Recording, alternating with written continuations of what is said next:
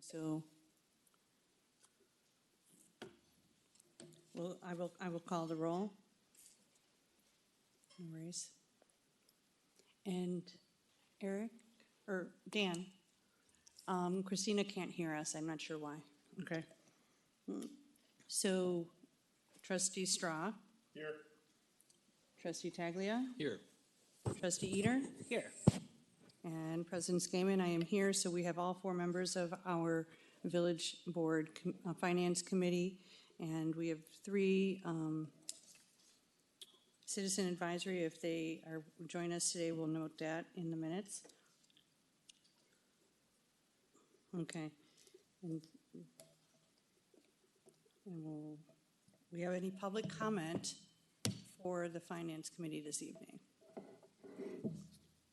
No public comment, and I would entertain motion to approve the agenda as it's been presented. So moved. Second. Okay, all in favor? Aye. Aye. And we're moving straight to new business this evening, where we have Partner Agency 2026 budget presentations. Village Manager Jackson. Yes, thank you, President Skaman, trustee members. This is the part of the budget process where we review partner agencies. It's an opportunity for the agencies that we partner with on an annual basis to present their proposed budgets. Ahead of this night, the agencies have had an opportunity to work with the staff to review those budgets and also review them with me. So tonight we're going to be hearing from the Oak Park Area Arts Council, Explore Oak Park and Beyond, Downtown Oak Park, the Oak Park Housing Authority, and the Residents Corporation. So to kick us off tonight, I'm going to turn it over to Craig Fahler, Development Services Director. Thank you, Manager Jackson. Craig Fahler, Development Services Director. Tonight, Development Services is going to bring to you three partner agencies to talk about their funding requests for 2026. It is our hope that we'll have some consensus at the end on funding levels, and we will bring the ordinances and the agreements back to you in December. The Oak Park Area Arts Council is the first up. Just a little bit of history on them. They were founded in 1974 by local artists as the Civic Arts Council of Oak Park. It became a nonprofit agency in 1976. The mission of the Oak Park Area Arts Council is to celebrate, support, promote artists and art organizations in Oak Park, River Forest, and Forest Park by raising funds for the arts, advocating for policies that promote art, and enhance the social, economic, and cultural foundations of the community they serve. The Oak Park Area Arts Council 2025 funding agreement is for $278,000. The Arts Council is requesting $368,875 for fiscal year 2026. We hope to have about a 6-minute presentation, about 4 minutes for questions afterwards for each of the partner agencies, so we can ensure we're completed within the hour. I'll turn it over to Camille Wilson-White, to Executive Director, to provide you with information on their goals and accomplishments for the next year. Thank you, Craig. Welcome. Hello, Camille. How are you? I'm fine. Thank you, President Skaman. Good evening, everyone. Trustees, Manager Jackson, Attorney. I'm delighted to be here this evening. And I know that I have 6 minutes, so I'm going to move this right along. Nomi's got my timer there. But I just wanted to share with you some of the things that we accomplished in 2025. As I go through this presentation, some of these things were in the process when the budget was submitted and have happened already. So I will just inform you of those things that we've already taken place, have already happened in the village, and we'll move on. So, 2025 so far. We've been working hard to support artists throughout this entire year, and always that is our goal, to help artists and arts organizations. When budgets are being cut, when things are just going all over the place in this country, we never know what to expect from one day to another. We want to make sure that we can stabilize the arts organizations and make sure that they will be able to continue with their wonderful arts programs and services that they offer. On the screen now, you'll see the OPAC team. You'll notice the person in the middle would be me. And then I have two new program coordinators who started with me. Haima started with me in February 3rd, and Taz started on March 17th. So with these guys, we have been able to accomplish so many things. It's been wonderful having them in the office to help push out programs, services. You know, they're kind of millennial-ish, if that's such a word, and so they think of all these really wonderful things. So we discuss them, see what's going to be possible, and then we go ahead and try to push them out. So our additional growth is, the first one says, since March, OPAC's Instagram has gained 1,000 new followers. Right now, as of today, we have 3,071 Instagram followers. Growing relationships with local organizations, you're going to hear about that more, and outreach and developing new relationships with businesses, other organizations, and of course, artists. We're stepping into a new era for the organization. We have a new website that's coming, and it should be ready by the end of this month. So it's going to be, you'll love it. It's going to be absolutely beautiful. And the programs, as I said, this is where the fund begins. So in 2025, our Arts Funds programs, we were able to distribute $85,000 in re-granting. We call it re-granting because we receive funding from the Illinois Arts Council and the Village of Oak Park that we then, send out applications, organizations can apply for the funds, and we award those funds to those organizations for either general operating support or special project. These are the organizations that we helped fund this year alone. So you'll recognize a number of these. I hope that you are able to attend their programs. If you haven't, you should. You owe it to yourself because each and every one of them, they present some really amazing concerts, dance programs. You name it, we have it right here in this village. One of the programs that I do want to take a little time just to talk about is Off the Wall. Off the Wall this summer, celebrated our 20th anniversary. We started the program in 2005.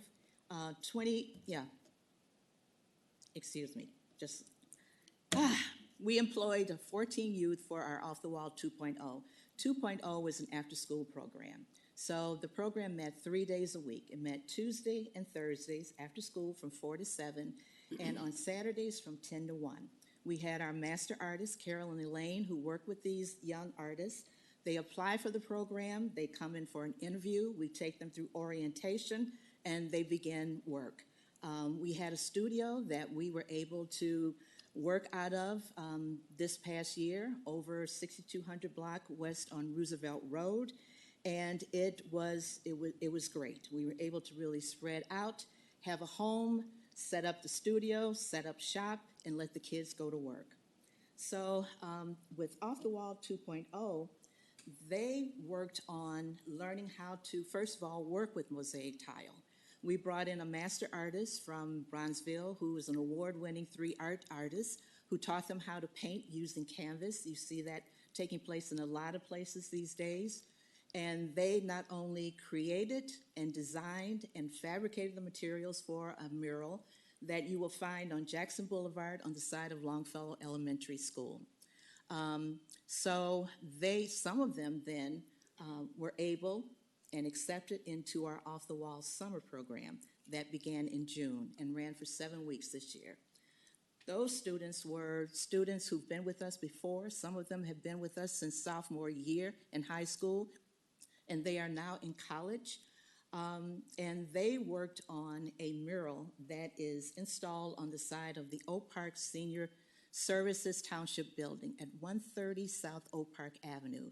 It's titled Come to the Table. And if you haven't had a chance to see that mural, you owe it to yourself to go see it. It's beautiful. Please do. I'm sorry. Try to get through it. 6 minutes. Ahmad. I tried.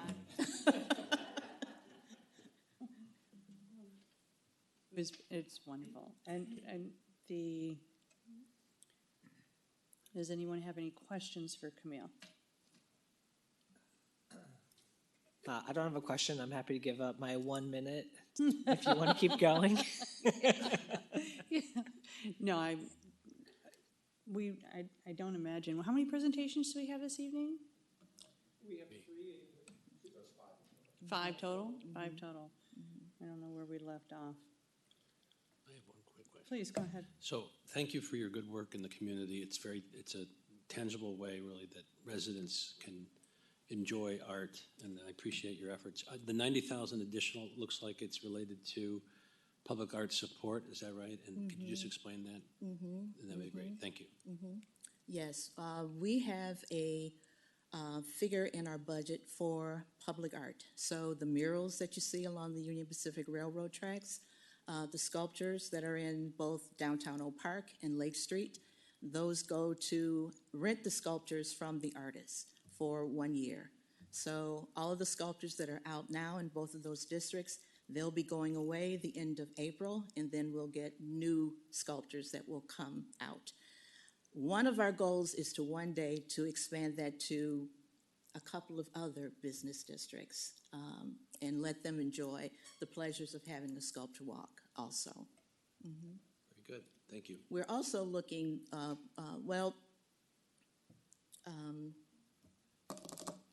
to increase funding for the Arts Funds program, because that is a needed program. These organizations who give so much to the village, they are suffering, and some of them are at the brink. And if we can help to sustain them and pull them back, it would be worth every effort, every dollar that would go into making that possible. Thank you. Thank you. Any questions? Okay. Well, appreciate you. So, does the Finance Committee at this point recommend this budget to move forward to an agreement? Yeah. Yes.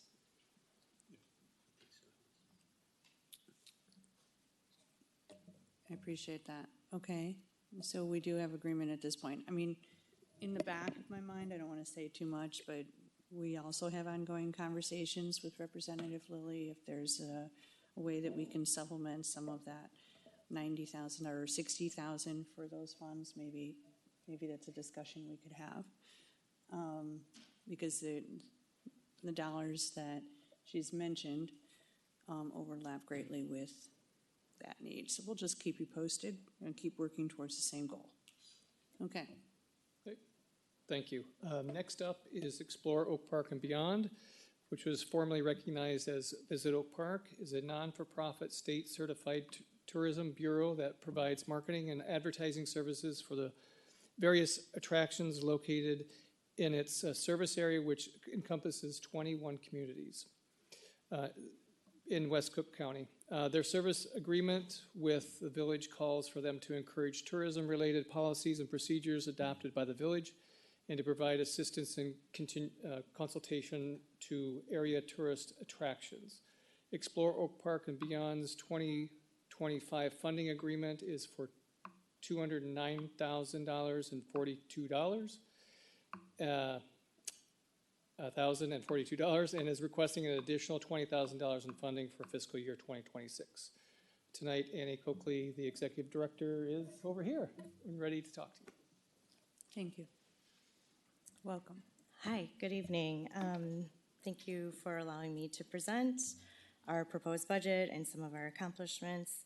I have a handful of my board members here with me this evening. Okay, I'm not going to do this in 6, but I'm going to do my best, okay? In 2024, Illinois saw 113 million domestic and international visitors who spent a record $48.5 billion and an increase of 500,000 visitors and $1.3 billion in spending from 2023. Visitor spending generated $4.7 billion in state and local revenue, according to Tourism Economics. And for every dollar that is invested in destination marketing, $74 is generated in visitor spending. Our work is important. It is an essential investment to develop opportunities and enhance the quality of life for the people of a destination.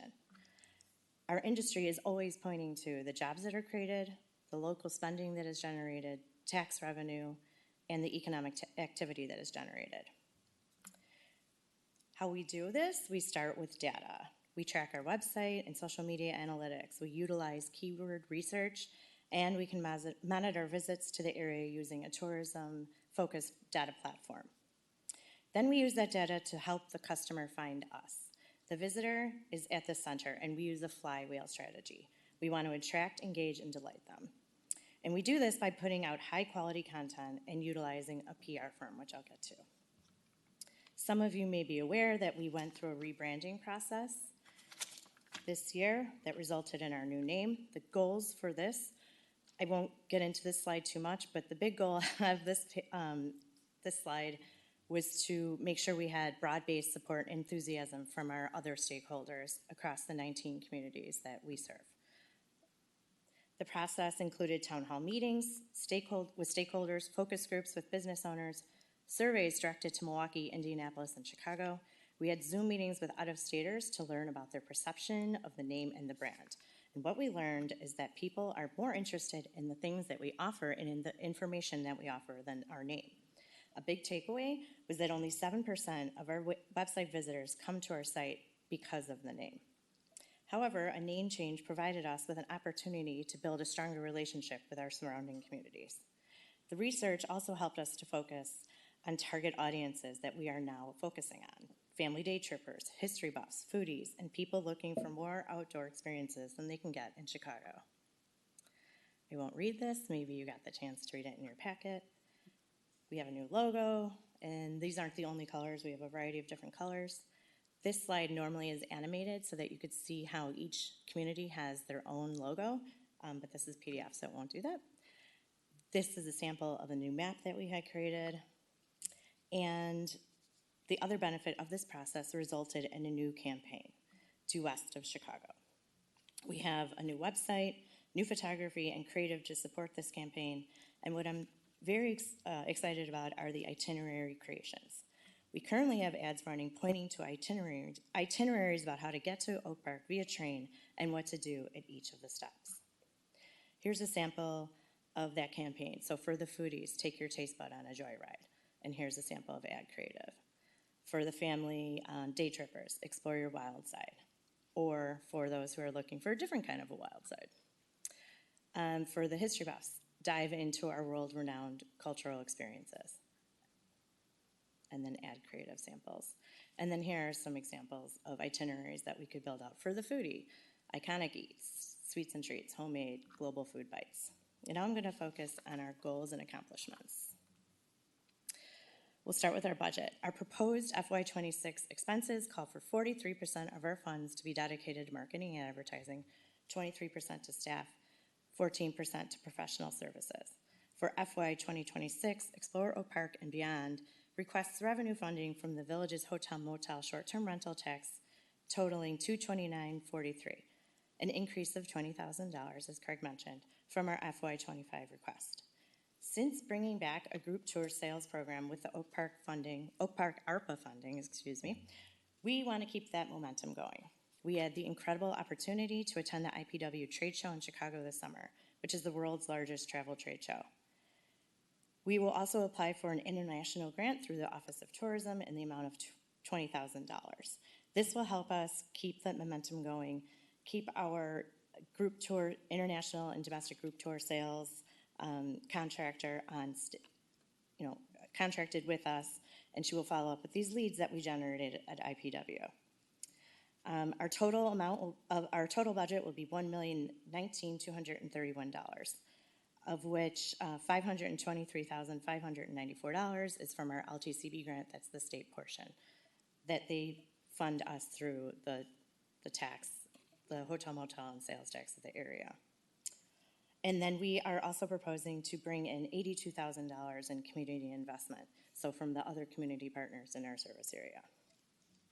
We're working towards that by building co-marketing programs to support community events, selling advertising on our website and in print collateral.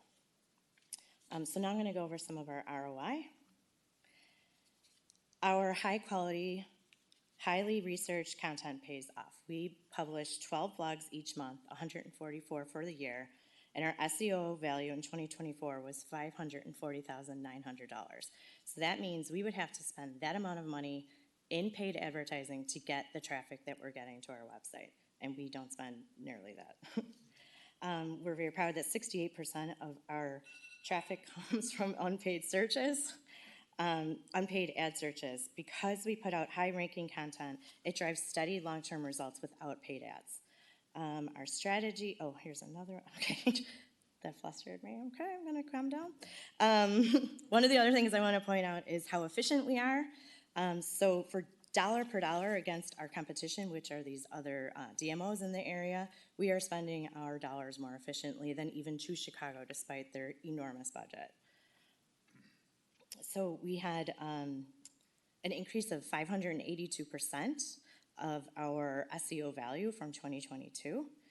And this, when I started in this job, I really wanted to make sure that we were as efficient as we could, we could be as nimble as we could, because as you can see, the dollars that our competition have are greater than ours. And I did focus a little bit on the PR, so I just want to point out that in 2024, we had 974 placements with a publicity value of $18 million and an ad value of $5.8 million. And just for Oak Park, that was a publicity value of $10.9 million and an ad equivalency of $3.6 million. So this is for our PR efforts. This gets a little lengthier. So we were at the IPW show. We had 21 appointments, or 27, 21 with tour buyers, so people who sell tours, and 6 with media contacts. We also had 2 FAMs. One was an overnight at the Carlton that had 40 people on it, and another was 16 people, and they spent a couple of hours here, and then they moved on to their itinerary in Central Illinois. These are trade shows that we went to and trade shows that we plan to go to for domestic group tour sales, obviously different than international. And then here are some high-level metrics. We had about 280,000 unique website visitors to our website last year. 83% of our web traffic comes from blog content, and between 62 and 68% of that traffic is organic. I won't get into social. And then, of course, partnerships for, this is the last slide, for FY26. We have a relationship with the OPRF Museum. We're going to sponsor 2 bus tours this month, one on Hopetown Legends and one on Black History. We plan to expand the Bite the Burbs program that we started.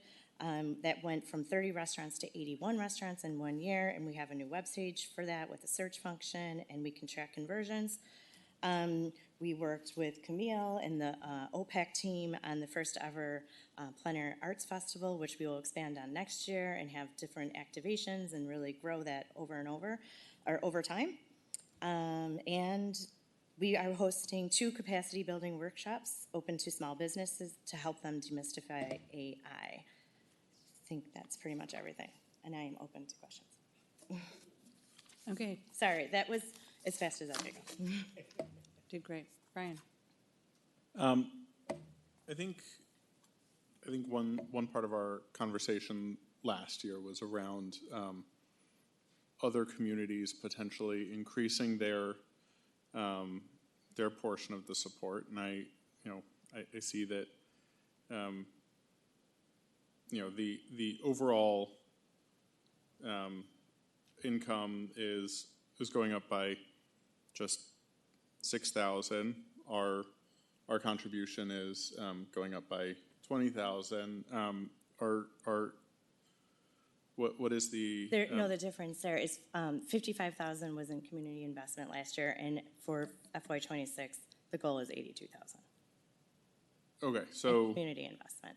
So we started with like a pretty, bargain basement deal for a lot of these communities, and now we're stair-stepping them up by 25%, and then it will go up 50% in the following year. So each year they stair-step. We had to build their trust. When you've received a lot of services for no money, it's really hard to get people to start to pay you, but we are proving to them that we give them the ROI. So now they are contributing more, but we're stair-stepping it. okay, Yeah, because I think this is all great, and I love I love the effort that's going into it. I see the value, but I also see the value for all of these other communities as well, and that, we are, other than the LTCB funds, we're the largest sole contributor, and we're sharing that value around a great deal. And so I would love to see, I would love to see your budget grow, and too. our share of that budget Our reliance shrink on over you go, time. yes, exactly, that's the absolute plan. So we're still, in that growing process, and I'm confident we will get there. We have 15 of the 19 communities now contributing to us, and they will all be stair-stepping up. Okay, thank you. I do want to turn it over to more questions, but I just want to contribute to that a little bit, in that this actually is a significant accomplishment, especially at the same time that there was a rebranding, and that rebranding has only been done a couple of months now. So to expect the next tier to happen after that rebranding is otherwise, I think, normal in some of the communities listed. It took a little bit of work to bring them along. But I do think that, as we see with many of the examples in the presentation, Annie and their board have been very inclusive of working with all of the communities that are listed, so that they are seeing the value. And the name change was no small feat. It was, honestly, I was at one of the early meetings where everybody was like, well, why should we give something to something that's called Oak Park? And that's something that we've been dealing with for literally since the beginning. And but due to, I think, the very thoughtful way that the name changing was led, trust has grown, and it is benefiting us all. So I think it was, at first, it was a little bit like, good luck. and it actually was done very well. So, other questions? I really don't have a question. I just want to say I think I was impressed with the rebranding, and that I recognize this is kind of a foundational year. And but to Brian's point, in the future, I think you've got your eyes on the goal to increase the funding from the other communities, and we certainly would appreciate that. So good luck, and we support you. Thank you. Thank you. I'll just, be brief. I'm really impressed by all this work. You brought all the data. I love the data, and you made the case well. So I think this all looks great. So thank you for your work. Thank you. I do want to ask, does anyone want Annie to explain how the match from the state for the works? We have some new finance committee Sure. members, and also for those at home, So You got me. LTCB stands for, it's a bad name, but that's not my problem. The Local Community Tourism Bureau. And we're not even really called that necessarily. Now we're called DMOs, Destination Marketing Organizations. The way this works is I get a certification letter from every one of these communities that you see on this map. Some of them might be missing. I send those letters over to the state, and then they have a formula. If you're a hotel community, we get your hotel tax that goes to the big pot of the LTCB funding. Non-hotel communities, they look at population, sales tax from food and alcohol, and retail. So then they come up with this number. They really don't give us a true way of how they come up with that number, and it fluctuates from year to year. Based on the actual sales tax, or if another bureau is added to the mix. So right now there are 42 bureaus in the state. And then in order to receive that money, we have to bring a local match. And it has historically been 50%. And now it has fluctuated since COVID. It was 25, and now they too are stair-stepping us back to that 50%. And I think FY '26 is a 40% requirement. And if we don't make that match, we don't get the state's funding. So our dollar does go further by having this relationship with a tourism bureau, plus we do get contributions then through that from all the other communities that are involved, whether they're giving it in a check or not. Their match version or their state version, right, exactly. Right, okay, thank you.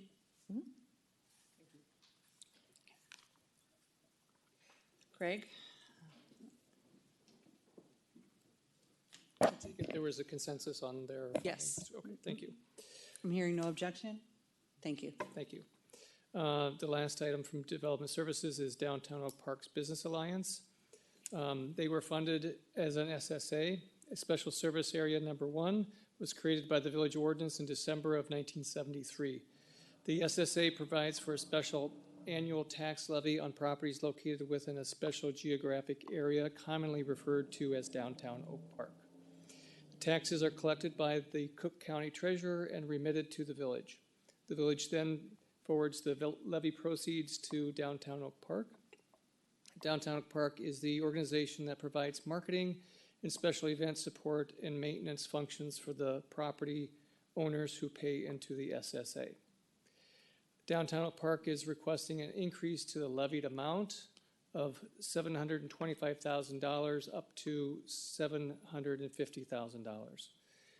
Downtown Oak Park representation is unable to be here tonight, but village staff are available for any questions on the materials submitted by the organization.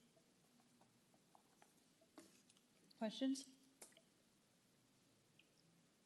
Just a question. On the SSA, how does that, we collect more than that though, right? In that SSA or what? We just, so what does that collect, SSA number 1? I will actually defer to our finance department. Donna or John or Mary to answer how the SSA and what our funds are that we receive. Because I know it's dedicated to Downtown Oak Park. So that percentage is based off of just those property owners that pay into it. And then in regards to what we do with that balance, I'm not 100% sure, which is why I would defer to our finance team.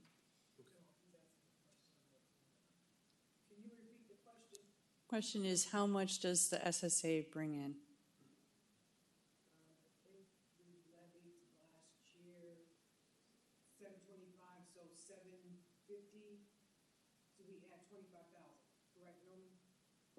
That's what the request is this year, but is that what we actually received from the SSA? I just didn't remember how it worked. We can get that information too. Yeah, that's fine. I just didn't remember how it worked exactly. I know. Yeah, we're basically asking, does the SSA cover the request fully? Is there money left over? Yes, it covers it fully. Very good. Very good. Thank you. And for the benefit of, I've been starting to hear slowly from other districts. And so I think as Trustee Enya, who's not part of the Finance Committee, but we'll reach out about the interest in starting, if other areas of our village are interested in starting an SSA. And so how complicated or timely is starting an SSA? Do we know? Or maybe we can just kind of do a follow-up on that. We can provide you all that information on what how the SSA works and what would it take to create an SSA. Absolutely. Thank you. So I guess just one clarifying question is, my understanding of the way the SSA works is they're essentially asking us to raise their property taxes in this little geographic area by $25,000. And so this is them saying, we just want to pool more of our assets to put towards the Downtown Oak Park organization. So this isn't, to clarify, this isn't property taxes that we are levying on other residents of Oak Park. This is an increase in property taxes that the downtown Oak Park area is saying, we would like you to increase our property taxes by this much and give it back to the organization that, that promotes our business area. Okay. Appreciate that.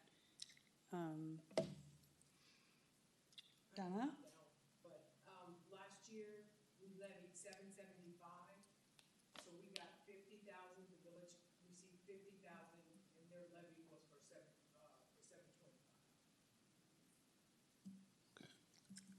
Okay. Very good. So I'm supportive. Yes, sounds like we're all supportive.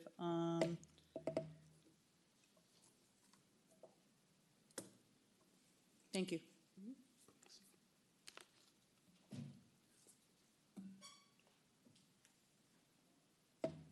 And I think it's worth noting that their board also is inclusive of small businesses in that area. So when they make that request, they're doing so with a board that's guiding that decision that would be also impacted by the decision. Okay. Very exciting, huh? Thank you. Thank you for all your work.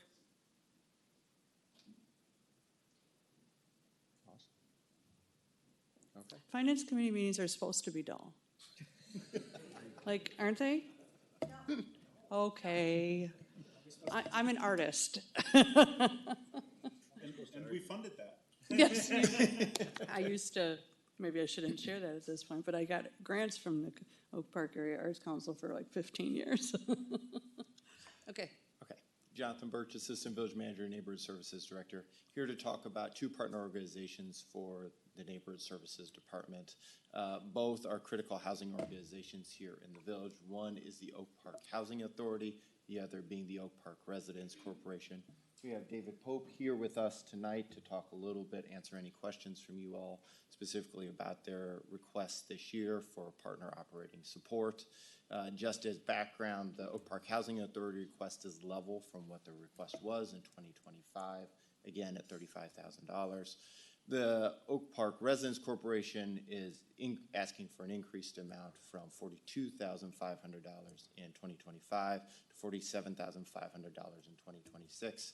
This is part of their ongoing work with the small condo management support program that they provide. And condos, as I think we've talked before about at the board table, are a critical part of the, especially more affordable for purchase housing here that's available in the village. With that, I'm going to turn it over to David. Thank you, John. Thank you all very much for having me. I'm pleased to be able to be here with you. And again, thank you for all of your work. You all don't hear that enough, and I know it's a lot of hours, so thank you for that. So as Jonathan mentioned, I'm here with two different hats on, the Oak Park Residents Corporation and the Oak Park Housing Authority. Why don't we start with the Residents Corporation? I did not put together a pretty PowerPoint. You do have the background information, but I guess I'd like to just take a moment and sort of give an overview of what the role is that the small condominium management program plays. The village actually approached the Residents Corporation years ago, back actually I think when I was maybe sitting in this seat, based on concerns that existed regarding small condominiums in the village. There had been a conversion, a rapid number of conversions in the late 90s and then through the early aughts. And buildings that had historically been rental had been changing over to become condominium buildings. And those associations, especially the smaller associations, didn't have sort of sufficient breadth to be able to handle or afford small or to afford professional management. And so they were typically self-managed organizations, self-managed associations. Self-managed associations can, as you might imagine, require a lot of time and effort and energy and expertise that many of those associations did not have. And so there were challenges that the village was recognizing with associations that were not in a position to be able to collect dues, not in a position to be able to build up reserves. That was leading to deteriorating buildings and also buildings where owners were essentially stranded. They were trapped in an association and couldn't sell because the building wasn't being adequately maintained. That then correspondingly has an impact on the surrounding area if a building is starting to deteriorate. So as the organization that is, the Oak Park Residents Corporation being the partner agency or the partner organization with the Village of Oak Park for 60, next year it'll be 60 years, focused on high-quality multifamily rental housing and also advancing affordability and diversity. We do a lot of work in helping to maintain and ensure that the quality of the housing stock is adequately preserved. And so the village approached the Residents Corporation and said, hey, we have this need related to smaller condominiums. The bigger ones seem to be fine. They can afford to be able to hire professional management. Professional management knows how to be able to maintain all of the records that they need to be able to adequately provide financial guidance to the association, to be able to help address capital needs, all of the things that are a typical part of effectively managing an association. The small condominiums do not have that, and we're starting to see more and more of them facing real challenges and even failing. And so the Residents Corporation at that time, 20 years ago, took on responsibility and said, yes, okay, we're willing to do this, and the village basically funds it at cost. So the Residents Corporation doesn't make any money doing this, and in fact, typically we end up contributing a little bit more of sort of our resources to it than the village actually funds. But the work that's done is there are a handful of different sort of buckets you can think about. One is education. And so the Residents Corporation, and I should state pretty quickly, Beth Swaggerty is the person who has been the primary driver behind this program. Beth is licensed, CAM licensed in small condo association management. She is an expert in the field. And she is the person who has developed a curriculum of 24 training sessions. Those 24 training sessions, and I don't want to tremendously bore you, but I'll give you maybe the names of a handful of the sessions just so that you have some idea of sort of what is involved, because I think that may help to convey a little bit more of the importance of the work that's being done. So the association trainings include condominiums as not-for-profits, know your governing documents, board roles and responsibilities, effective board meetings, board and owners meetings, minutes and record retention requirements, annual budgets, assessments and collections, special assessments, reserve studies and accounts, risk mitigation and insurance, how to bid capital projects, developing rules and regulations, developing leadership, conflict resolution. There's only a little bit of conflict in some of the associations. CCIC Ombudsperson Act, again, state requirements. Effective grievance policies, short-term rentals and VOP rental licenses, transparency and clear communication, board elections and leadership transitions, village inspections, curing violations, creating owner engagement, how to avoid costly litigation, and then developing vendor resources. And then when these are typically conducted monthly. So over a 2-year cycle, they will hit on every one of these topics. And so the representatives from the small associations will come and attend training and will have an opportunity often, to interact with outside players who she might bring in. So when she's talking about legal issues, she'll bring in someone who's a legal expert with respect to condominium law. So that's sort of the training and education side of things. She then also plays a formal consulting role with up to 5 associations a year, where she is more intimately working with them as they are, typically a a more challenged association that's trying to get onto the right track. And so she's working with them through the financial evaluation and analysis, through their governance documents, and making sure that they're brought into compliance. Excuse me. And then the leadership and management and day-to-day ongoing operations. We've even had situations where we have associations that will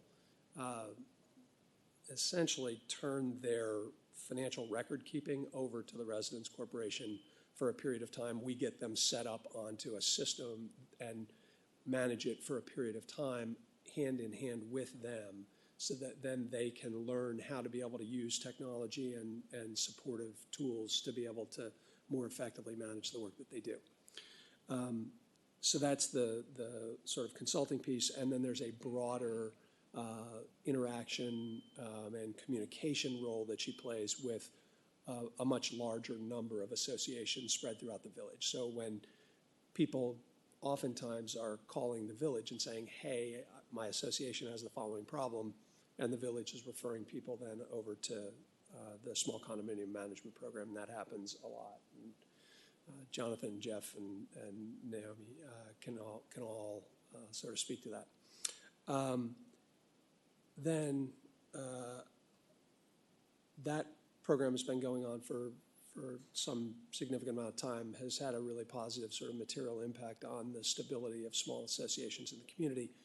But what the village has begun to realize is that there's this sort of tweener group that are not big associations, but they're also not small associations, who are starting to face some additional challenges. So typically a small association, as previously defined, was 12 and below. And so we would work with associations that were 12 and below. The village has started to see more associations that are in that 12 to 18, 12 to 20 range. And so the village came to us and asked, hey, would you be willing to play a role, a more active role, helping to assist those slightly larger associations? And so we said, yeah, we'd be happy to do that. The increase from 42.5 to 47.5 is really focused around being able to build out more technology-enabled supports to be able to take some of these trainings and make them more readily available online, so that we can begin to refer people more specifically to, hey, you really ought to go and watch this, hour or 90-minute session specifically on this particular topic, because that seems to be the area where you're having more of a challenge. In doing that, I think that it's easier for us to be able to reach out to and meet more of those needs that exist. And then similarly, the ability to be able to consult with an association as one of the associations that is a little bit larger. That's really sort of the work that we've been talking with staff about, and we think we can take it on. The $5,000 is what we know the technology is going to require.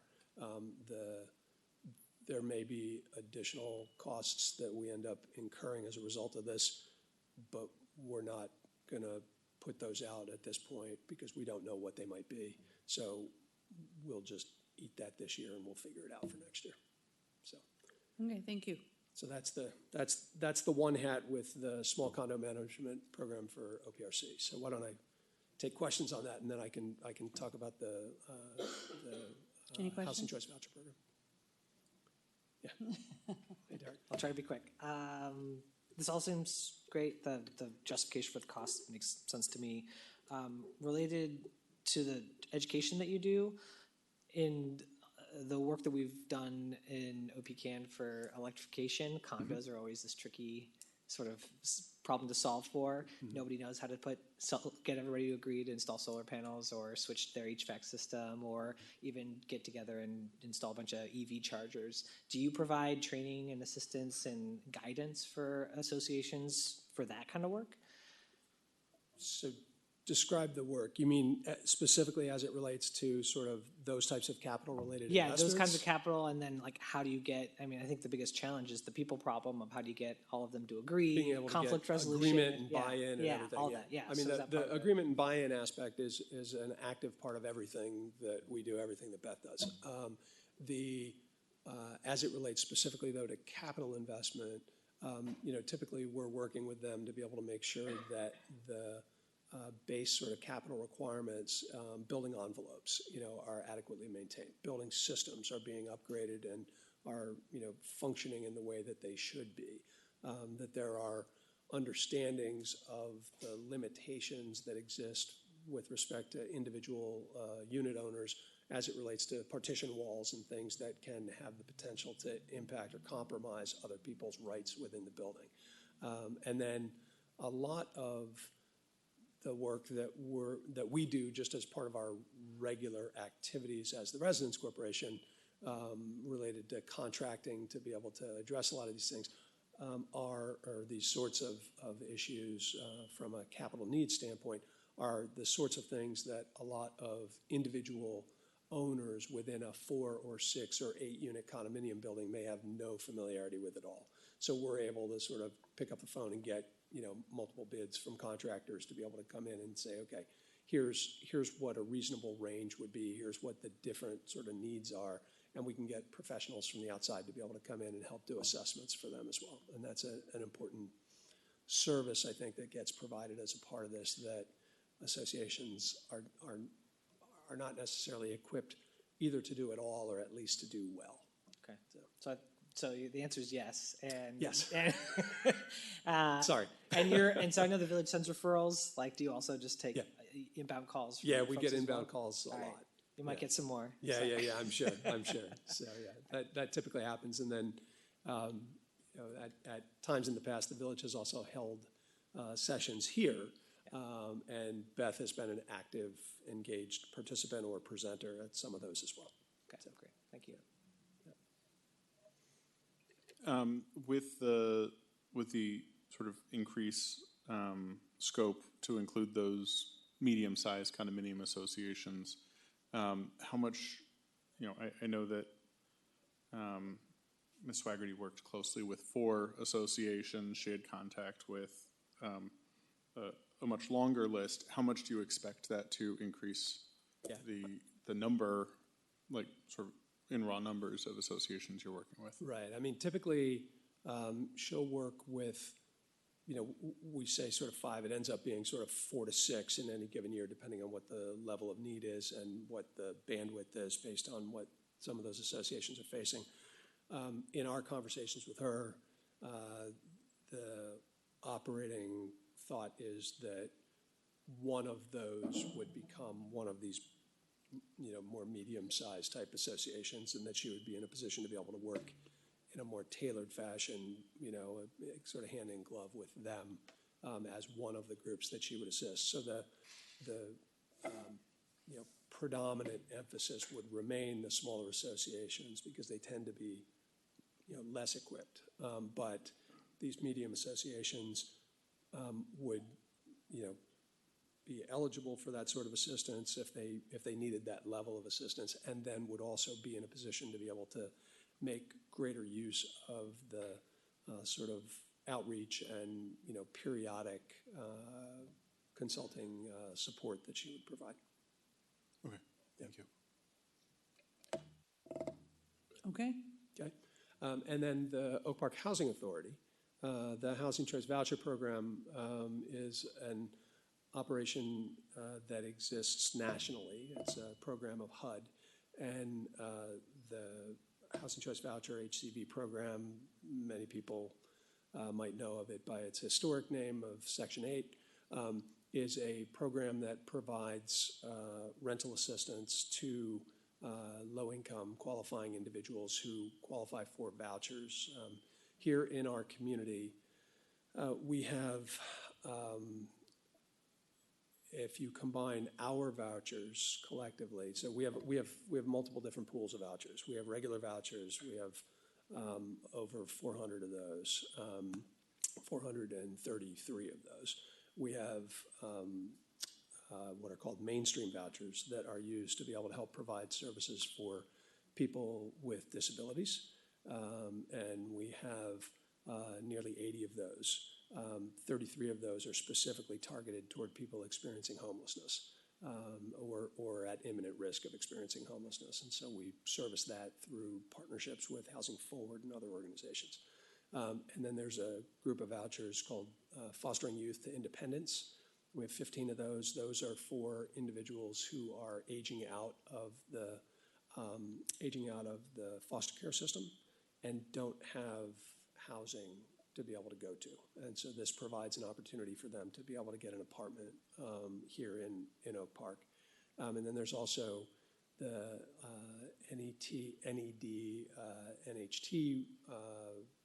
vouchers, which are nursing home transition vouchers, people who are in nursing homes but could live on their own independently, should they have the level of support.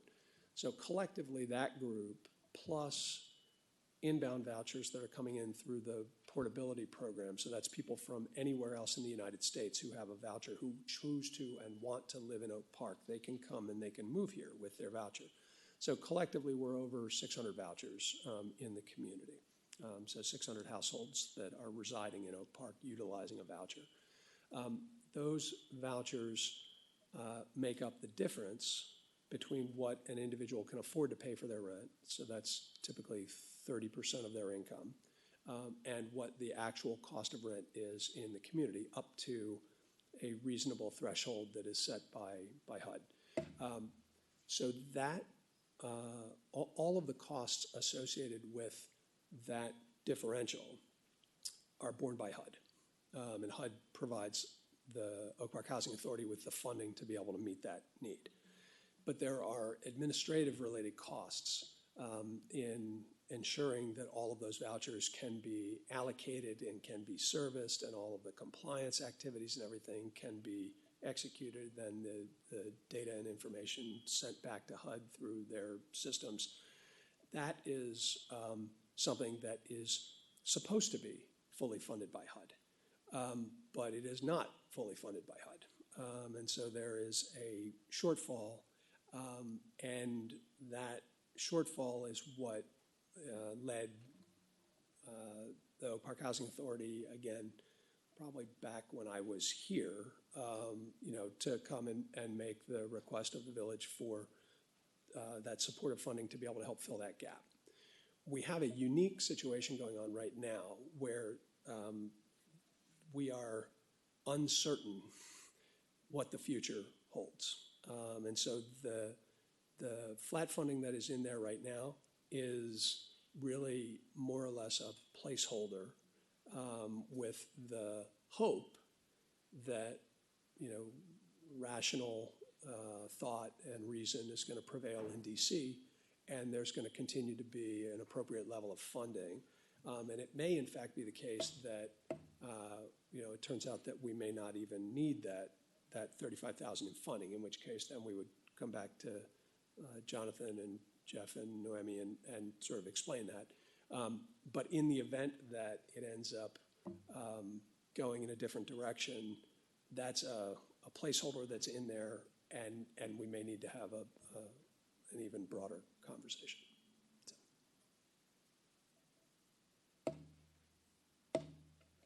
Go ahead. I'm supportive on both of these. Okay. Supportive. Okay. Thank you for your explanation, answering our questions in advance. Yeah. Thank you. Thank you all very much. And again, thank you so much for all the work you do for our community. Thank you. Appreciate it. And so then if there's nothing further from staff, we can entertain a motion to adjourn the Finance Committee. So moved. Second. All in favor? Aye. Aye. Excellent. And so we'll take a few minutes, meeting is adjourned, to restart.